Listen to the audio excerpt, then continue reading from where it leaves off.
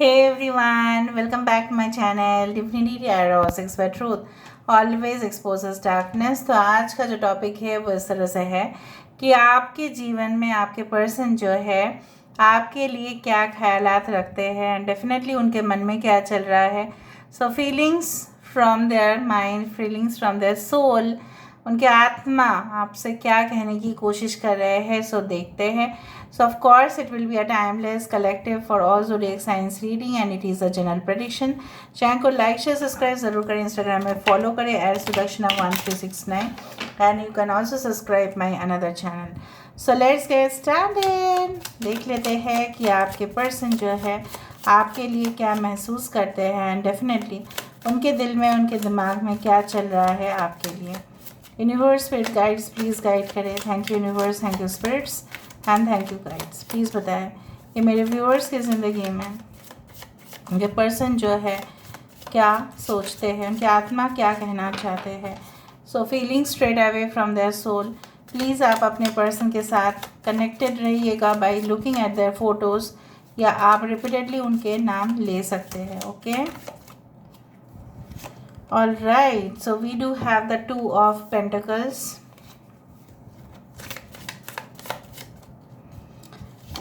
Okay, we do have the chariot card. ठीक है.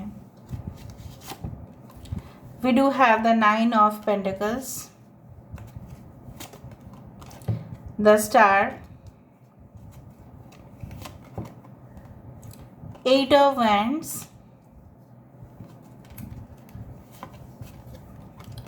We do have the hermit.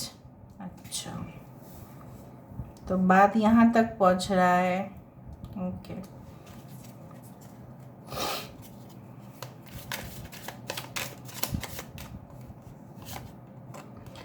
Three of wands. I hope आप लोग देख पा रहे हो हर एक कार्ड को.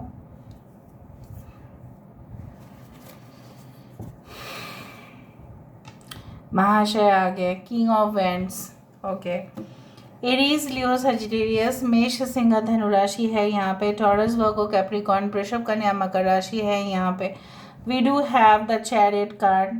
कैंसर साइन, कर्क राशि है यहाँ पे. एक्वेरियस, कुंभ राशि है यहाँ पे. कन्या राशि है यहाँ पे. वर्गो है यहाँ पे. So all the science have come. ठीक है. यहाँ पे इम्पॉर्टेंट नंबर्स में से है 17, that is 8. Okay, 8 is very important. 3, 9, 7 is very important. The month of March, September, July, February, August, September is very important.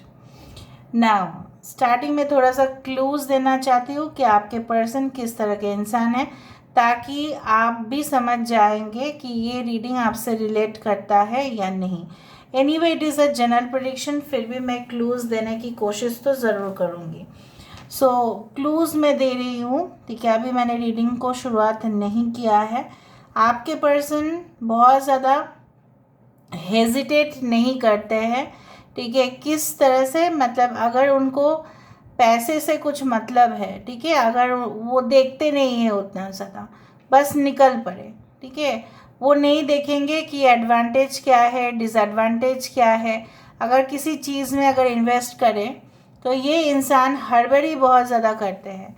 Y you know, because they want to earn quick money. बहुत ज़्यादा shortcut तरीके से पैसा, बिना, मैं नहीं बोलूँगी कि बिना मेहनत के पैसा, बट हाँ बहुत शॉर्टकट तरीके से जो पैसा कमाया जाता है उनके ऊपर उनका बहुत ज़्यादा मोटिव बहुत ज़्यादा स्ट्रॉन्ग है.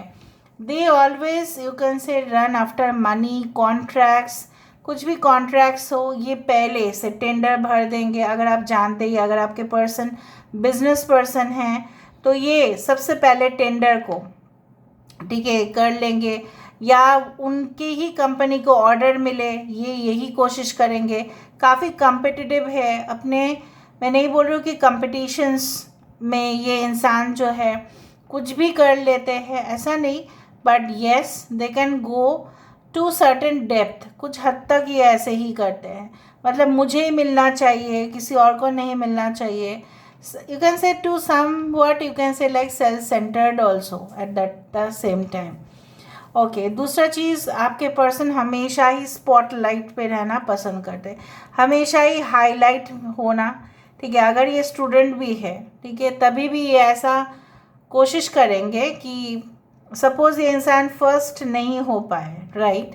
सो अगर ये सेकंड पोजीशन में भी गए हैं रिजल्ट में, तभी भी ये ऐसा कुछ मतलब करने की कोशिश करेंगे कि जो भी विनर है उससे कोई मतलब नहीं, मैं भी कम नहीं हूँ, ठीक है, मेरे से भी कम, ऐसा है कि वो ऐसा प्रमाण करने की कोशिश करेंगे कि देखो मैं भी कम नहीं हूँ, I am also great, right. उस तरह से कुछ लोगों के लिए आपके पर्सन काफ़ी यंग एज है, काफ़ी यंग, मतलब around you can say like 18 और 19 और 20 समथिंग लाइक दैट, उस रेंज में भी है। यहाँ पे रेंज का बहुत ज़्यादा वेरिएशन दिख रहा है, 18 से लेके it's above 40, it's like that range.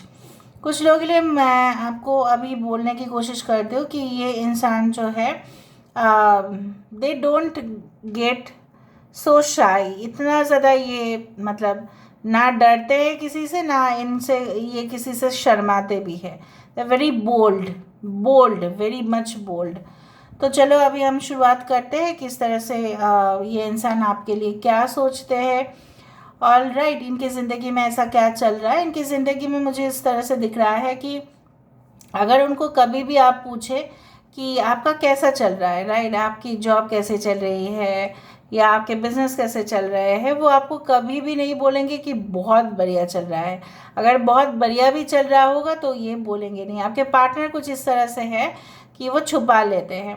मुझे यहाँ पे दिख रहा है आपके पर्सन चाहते हैं कि आपके तरफ बहुत ही फास्ट प्रोग्रेस हो इस रिलेशनशिप में। वो अप एंड डाउन को टॉलरेट नहीं कर पा रहे, मतलब कभी कभार आप दोनों के बीच में जो फासला आ जाता है, मिसअंडरस्टैंडिंग हो जाता है, कहीं ना कहीं पे प्रॉब्लम्स बहुत ज़्यादा जनरेट होना शुरू कर देते हैं। लॉन्ग डिस्टेंस रिलेशनशिप की वजह से ही ऐसा होता है। तो इन्होंने जैसे ठान लिया है, ये आपसे ये कहने की कोशिश कर रहे हैं कि मुझे आपके पास जाने से कोई नहीं रोक सकता, कोई भी नहीं। So why you are so worried, आप इतना चिंतित क्यों हो, मैं तो आप ही का हूँ। इस तरह से ये कोशिश कर रहे हैं आपको मैसेज भेजने का। May be they can send you a message with in a short period of time, ठीक है। वो आपको कुछ एश्योरेंस का मैसेज आपको भेज सकते हैं। उनकी रूह जैसे आपके रूह से कनेक्टेड है and they can get all the information. जैसे होता है ना कि शांत जगह हो तभी आप अपने आप से कनेक्ट हो पाते हो। सो ये इंसान जब भी रात के समय होता है, so basically they can connect with you in that level, ठीक है। बाकी सारे दिन जो नॉइजेस इतने होते हैं या शोर शराबा या ऑफिस का काम, ये काम, ठीक है, आप जानते हैं हर रोज़ डेली बिल्स पे करना, ठीक है, of course time to time काम को कंप्लीट करना, उस दौरान टाइम नहीं होता है इनको इतना ज़्यादा। They are extremely busy person, ठीक है। तो उस दौरान तो ये नहीं कर पाते हैं। जिस दौरान वो करते हैं वो है रात के समय। And definitely I do find like that वो ऐसा भी रियलाइज़ करते हैं शायद मेरे उम्र के बहुत सारे लोग अभी तो रिलेशनशिप में कितने अच्छे हैं और मेरा ही ऐसा हालात है। और कहीं ना कहीं पे ये आपने आप को ही जिम्मेदार मानते हैं, आपको वो ब्लेम या एक्यूज़ नहीं कर रहे हैं, वो आपको कोई भी ब्लेम नहीं दे रहे हैं। Generally if also they do have choices, so मुझे यहाँ पे दिख रहा है वो वही पार्टनर सिलेक्ट करना चाहते हैं अपनी ज़िंदगी। अगर आपके साथ अभी भी इनकी शादी नहीं हुई है तो जिनके साथ इनका अंडरस्टैंडिंग लेवल बहुत अच्छा हो। ये इंसान के साथ जब आपकी मुलाकात हुई थी and definitely you are from different places, so ये इंसान आपके बारे में जानकारी हासिल कर रहे हैं अभी भी। They don't know so much about you. अगर ये एक न्यू रिलेशनशिप है उतना कुछ ये नहीं जानते हैं आपके बारे में। अगर आप ऑलरेडी मैरिड हो, यू मे से दैट नहीं मेरे साथ तो इनकी शादी हो चुकी है, तो इन केस में मेरे पार्टनर क्या फील कर रहे हैं। इन दैट केस आपके पर्सन ऐसा फील कर रहे हैं, जो मैरिड लोग हैं मैं उनके लिए स्पेशली कहना चाहती हूँ, आपके पर्सन ऐसा फील कर रहे हैं कि काश मेरे पास ढेर सारा और पैसा होता और मैं अपने पर्सन को जो है वो बहुत सारा जगह पे मैं उनको घुमाने लेके जा सकता था, जा सकती हूँ, और मैं ऐसा करूँगा भी, ऐसा मैं करूँगी ही। ठीक है, मुझे कोई नहीं रोक सकता। मैं अपने पार्टनर को खुश देखने के लिए किसी भी हद तक जा सकता हूँ या जा सकती हूँ। मे बी उनको ऐसा लगता है कि आप उनसे काफ़ी ज़्यादा सुपीरियर हो। बाकी लोगों के लिए मैं यहाँ पे यही बोलना चाहूँगी कि आपके पर्सन को लगता है कि आप शायद उनसे बेटर पार्टनर डिज़र्व करते हो, लेकिन आप उनको बहुत पसंद करते हो, ये उनको पता है, लेकिन गुस्से में आके शायद आपने ऐसा शब्द कह दिया हो जो उनको बिल्कुल पसंद नहीं आया, and that's why you got separated. कुछ लोगों के लिए मुझे यहाँ पे दिख रहा है थर्ड पार्टी रिलेशनशिप जो है, ये इंसान उस रिलेशनशिप से निकलने की कोशिश कर रहे हैं। They want to cross. ठीक है, ये दो जो है उनकी ज़िंदगी में, no I don't want that, ये पीछे मुड़ रहे हैं। आप देखो, if you can see the picture, they don't want this two options, they want you only, and that's why ये आपके लिए रिस्क भी ले सकते हैं। Okay, and with the king of wands आपको लग सकता है इंसान बहुत ज़्यादा घमंड वाले इंसान है। ठीक है, ये इंसान जब मैं तकलीफ़ में होती हूँ तो ये बहुत ज़्यादा हंसते हैं, ये मैं जब प्रॉब्लम्स में आती हूँ तो ये तो मेरे मदद नहीं करते हैं। बट ये इंसान ऐसा चाहता है कि आप सेल्फ सपोर्टेड बने। ठीक है, उसमें उनका कुछ हिडन प्लान्स है नहीं। They are really passionate about you and that is the truth. Negative side में मुझे यहाँ पे ये दिखता है कि कभी कभार ये इंसान को लगता है, मतलब उनका कुछ कभी कभार ऐसा ख्यालात भी होता है कि ये तो रिलेशनशिप में आगे आना चाहते हैं कि, लेकिन ये रिलेशनशिप क्या पूरी तरह से परमानेंट हो पाएगा। ठीक है, उनके पिछले वाले रिलेशनशिप्स के जैसा तो नहीं होगा ना। इस तरह से उनको थोड़ा सा इनसिक्योरिटी भी महसूस होता है। Now let's get the cards depiction clear, देख लेते हैं वेरीफाई करके। Alright, so by this two of pentacles, देखा caught in the ruins. Two of pentacles card को यहाँ पे डिपिक्ट किया जा रहा है कि आप दोनों ही जैसे, ठीक है, इस बंद जो दरवाज़ा है लेकिन रूफ नहीं है। अगर आप देखो तो यहाँ पे जो छत है वो नहीं है, लेकिन both are caught in the drama. क्या ड्रामा है यहाँ पे? ये इंसान यहाँ पे देखो दो चीज़ को बैलेंस करने की कोशिश कर रहे हैं। ये इंसान आपको भी सिक्योर करने की कोशिश कर रहे हैं, आपको भी रक्षा करना चाहते हैं, प्रोटेक्ट करना चाहते हैं, आपको भी कहीं पे जाने नहीं देना चाहते हैं, और देख रहे हैं आप कहीं पे चले ना जाओ, और इनको अपना भी बिजनेस संभालने हैं, अपने भी नौकरी करना है, अब भी वहीं पे भी ज़्यादा वक्त उनको देना है। तो ये इंसान इस रिलेशनशिप को जैसे संभालना उनके लिए मुश्किल है, लेकिन नामुमकिन कुछ भी नहीं मुझे यहाँ पे दिख रहा है। Because you both can escape from the relationship, like आप दोनों ही इस रिलेशनशिप के जो झंझट है इससे आप बाहर जा सकते हैं, लेकिन दोनों को ही मुझे दिख रहा है, ऐसा फील हो रहा होगा कि इस रिलेशनशिप का प्रॉब्लम जैसे डे बाय डे बढ़ता जा रहा है। ऐसा ही आप दोनों की वहम है और कुछ नहीं, और कुछ भी नहीं। Because the terrace is open, roof यहाँ पे नहीं है, आप लोग बाहर आ सकते हो, आप लोग जेल में नहीं हो। You are just caught up in the ruins, यहाँ से आप बाहर आ सकते हो। There is no one okay to prevent you. Okay, यहाँ पे चैरियट क्यों है? Why this chariot card is there? ओके, यहाँ से देख लेते हैं। Yes, reflection, chariot and this reflection is almost similar. यहाँ पे है द सन का कार्ड। बेसिकली जो मुझे यहाँ पे दिख रहा है सन है, बट यहाँ पे बैकग्राउंड में मून भी है। सो आई डू फाइंड कि आप लोग एक दूसरे से कैसे अलग रहोगे, ये ऐसा सोचते हैं। आप दोनों तो इंसेपरेबल हो, एक दूसरे के लिए बने हो, ये ऐसा सोचते हैं। एंड डेफिनेटली जैसे चांद का जो रिफ्लेक्शन है जैसे इस नदी पे पड़ रहा है, ठीक है। सो मुझे दिख रहा है आपकी जो वैल्यू है, आपकी जो एक एहसास है, उनको मैंने आपको कहा था ना कि रात के समय पे सबसे ज़्यादा वो हो जाता है, उनको एहसास सबसे ज़्यादा कब होता है? Awakening of the soul, it happens during the night time. Okay,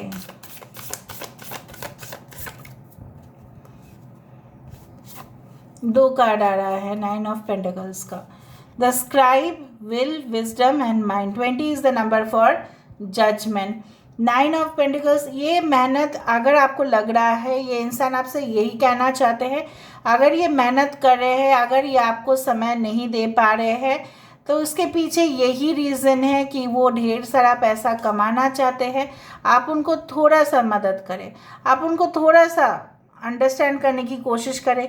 may be इस वक्त उनको आपके साथ शादी करना थोड़ा सा इम्पॉसिबल हो सकता है। मे बी वो कुछ सीख रहे हैं, मे बी वो एक स्टूडेंट है, मे बी उनका एक लर्निंग पीरियड चल रहा है।